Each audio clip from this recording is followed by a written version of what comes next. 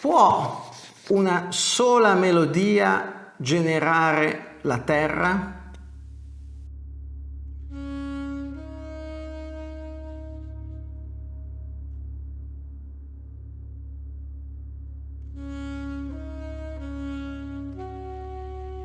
Dopo l'introduzione, che è nel video precedente, se vi interessa andatelo a vedere, c'è il link in descrizione da qualche parte, entriamo direttamente in questa serie di istruzioni per come fare a uscire dal recinto della civiltà, dal sistema della civiltà.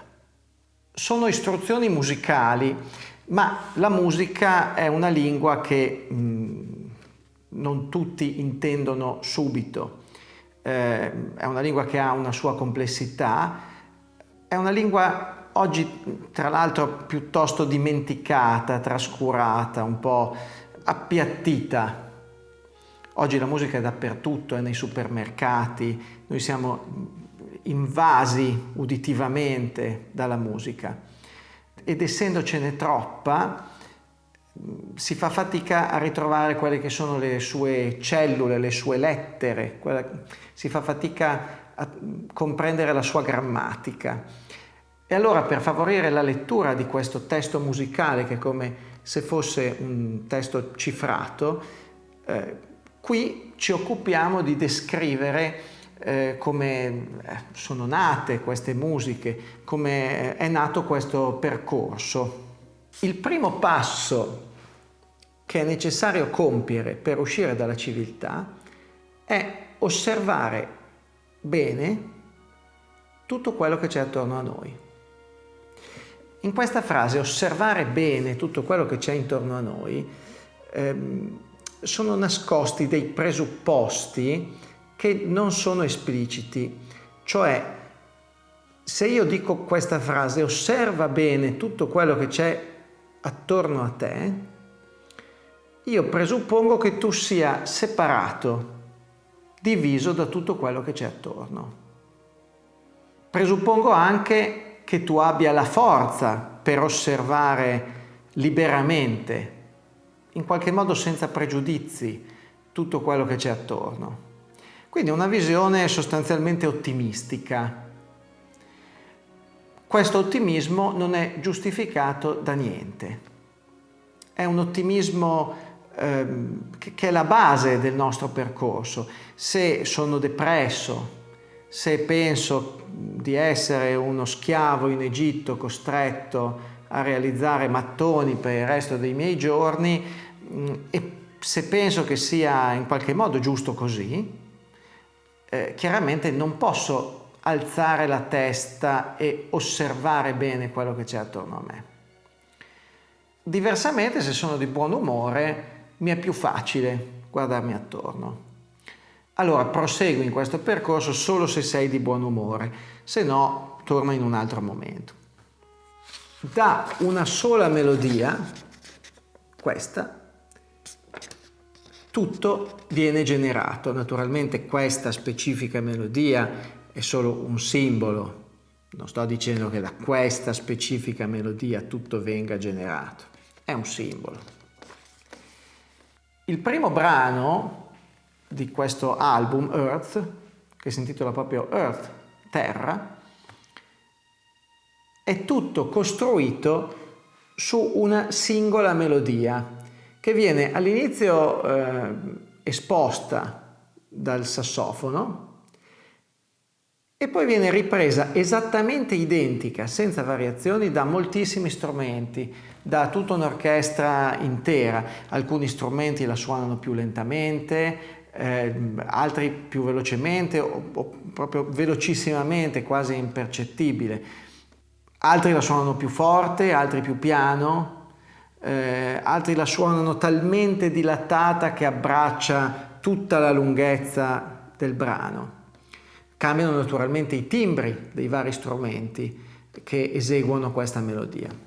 È come se da un tronco di un albero, che è la melodia iniziale, si dividessero inizialmente due rami, quindi due melodie, e poi da ogni ramo altre due, e poi ogni ramo altre due, e quindi tutto il primo brano, Terra, che è quello che tu vedi quando ti guardi attorno senza pregiudizi, senza schemi mentali.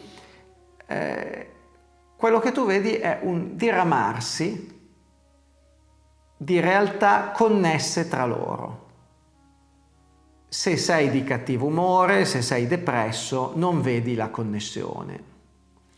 Per vedere la connessione di tutta la realtà devi essere un po' di buon umore, devi essere ottimista. Poi dopo scopri che funziona effettivamente, che avevi ragione a vedere la connessione, però all'inizio non hai prove. Devi fidarti di questa tua sensazione. Devi fidarti di questa tua sensazione, di questa tua percezione. È come se tu stesso eseguissi questa melodia e ti accorgessi che tutta la realtà ti risponde. È come se ti accorgessi che in ogni singolo oggetto, in ogni singolo fatto, in ogni persona, in qualche modo venisse riflesso l'intero universo. Ne parla un autore di qualche secolo fa, del 600, si chiama Leibniz, ha scritto questo libro, questa è un'edizione, quella che avevo qui, La monadologia. Leggetelo, è molto breve, saranno forse una ventina di pagine, va letto con un po' di attenzione, ma proprio in un punto dice che ogni singola realtà dell'universo riflette dentro di sé l'universo intero. È interessante, leggetelo se vi capita. L'unità e la molteplicità sono due facce della stessa medaglia. Alzando la testa dal tuo lavoro di schiavo, tu prendi atto di questa realtà della terra che si trova attorno a te, di questo diramarsi della realtà che si trova attorno a te. Perché ho usato la metafora dell'albero poco fa? Perché in ebraico la parola terra significa proprio diramarsi. Terra in ebraico si dice così, Arez, e si scrive in questo modo.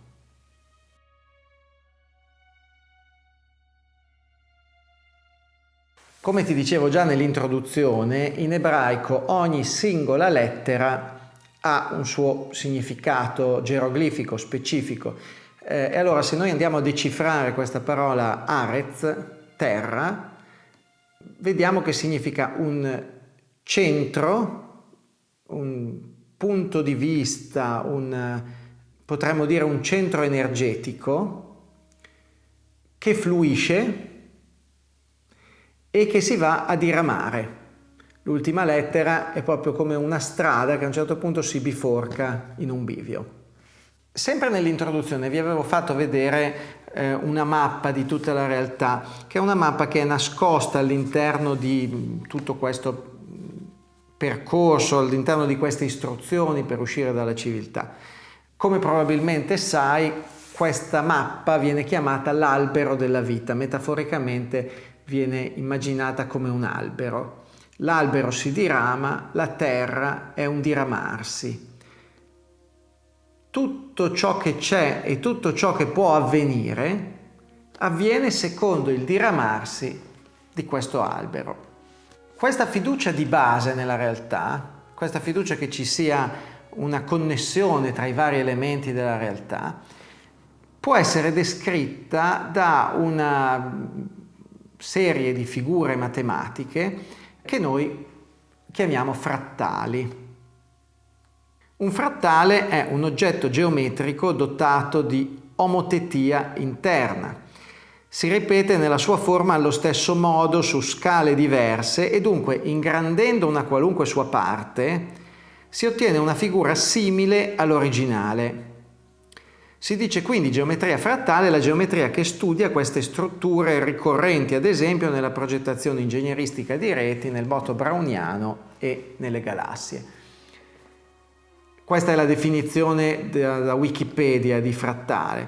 Ve ne faccio vedere qualcuno. Un frattale famoso è questo, il frattale di Mandelbrot.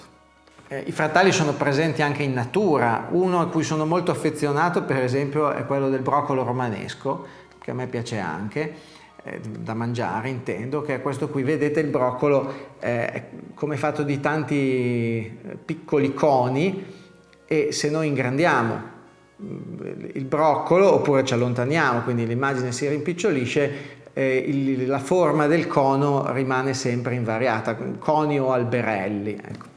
Ci sono alcuni che studiano la forma delle montagne basandosi sui frattali, come in questa animazione. C'è chi ha studiato proprio la forma degli alberi attraverso i frattali. Un frattale molto famoso poi è la spirale logaritmica, che è la stessa che si vede anche nella forma delle conchiglie. Questo è molto famoso.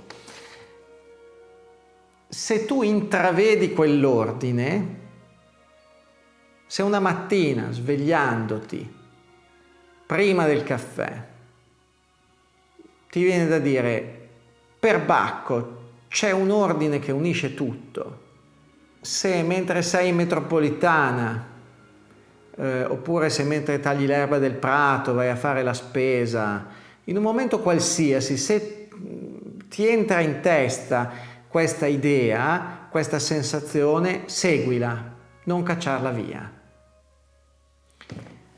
È una sensazione debolissima, all'inizio è quasi impercettibile. Noi siamo abituati ad allontanare da noi queste percezioni perché sono fastidiose, disturbano le nostre azioni quotidiane, soprattutto all'interno della nostra civiltà, che come molte civiltà, forse tutte, è basata sulla schiavitù. Tu vai a lavorare e magari pensi di essere libero nel tuo lavoro, ma attenzione, perché se osservi bene, un po' schiavo lo sei anche tu. Non è una sorte irreversibile, però se ti accorgi che tutta la realtà è connessa, in quel momento non sei schiavo. Quello è un istante che fa molta paura. Se sei molto dedito al tuo lavoro, se ci credi tanto, ti può sembrare solo una distrazione, una debolezza del momento. E dici, sì, ho bisogno di fare un bagno caldo e poi mi passa. No, segui quella sensazione.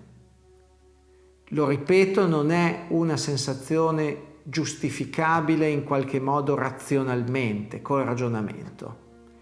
All'inizio è solo un'intuizione, come un lampo.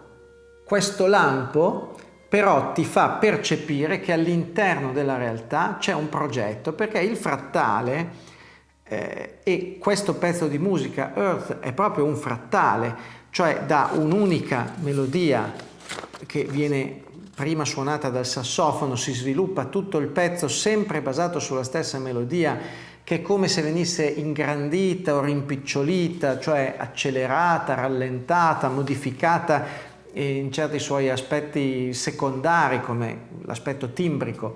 Il timbro è ciò che distingue il suono di un violino da quello di un oboe, da quello di un sintetizzatore, da quello di una chitarra. Bene, questa melodia viene osservata come da vicino, più da lontano, più in grande, più in piccolo, sotto diversi colori, ma è sempre lei. Quindi questo pezzo è proprio un frattale, è un grande diramarsi frattale. Quando tu ti accorgi che la Terra, quello che esiste, è un frattale, ti accorgi che dietro c'è un progetto. Perché anche se il frattale è una figura matematica, non è una figura matematica soltanto necessaria. All'inizio qualcuno, tu, devi stabilire la regola di sviluppo di questo frattale. La Terra si estende anche molto fuori dal recinto della civiltà. Quando sei nel recinto della civiltà, le cose possono anche sembrarti casuali, puoi anche accettare repentini cambiamenti senza che tu possa darti una giustificazione. Se ti accorgi della connessione tra tutte le cose, allora ti accorgi che fuori dal recinto c'è altro. È un po' quello che succede, qualcuno forse ricorderà The Truman Show, quel film dove una persona è completamente inserita in un mondo falso e ad un certo punto poi alla fine del film, vabbè, se non l'avete visto non ve lo dico, guardate. Nella nostra mappa della realtà, questa mappa dell'albero della vita, la civiltà è qui. È quest'ultimo recinto, questa sfera che vedete è separata un po' dalle altre, è collegata solo da una piccolissima strada, da un piccolissimo canale. Questo recinto è il recinto del qui ed ora, della civiltà. Ci sono molti che sicuramente ti dicono che devi pensare al qui ed ora. Se tu pensi solo al qui ed ora, non uscirai mai dal recinto, perché il qui ed ora è esattamente il recinto. Quindi, mio suggerimento, fai molta attenzione a certi suggerimenti che sembrano spiritualeggianti, a certi psicologi che ti dicono devi pensare al qui ed ora. Attenzione, perché il qui ed ora è tutto nel recinto che è solo alla base dell'albero della vita. Noi stiamo cercando di percorrere quel sentierino che ci fa uscire fuori verso tutta quell'altra serie di sfere al cui centro c'è proprio la bellezza. Quindi stabiliamo un linguaggio per capirci. Il mondo è più grande della civiltà. La civiltà è qui sotto e noi usciamo verso quello che possiamo chiamare mondo, che forse sono mondi plurali, forse sono addirittura universi. Si possono chiamare in tanti modi, osservando la connessione che c'è tra tutte le realtà che ci circondano. Noi ci accorgiamo che c'è questo piccolo sentiero che ci porta fuori dal recinto. Ci accorgiamo che lì c'è la porta invisibile. E allora ci vediamo dall'altra parte.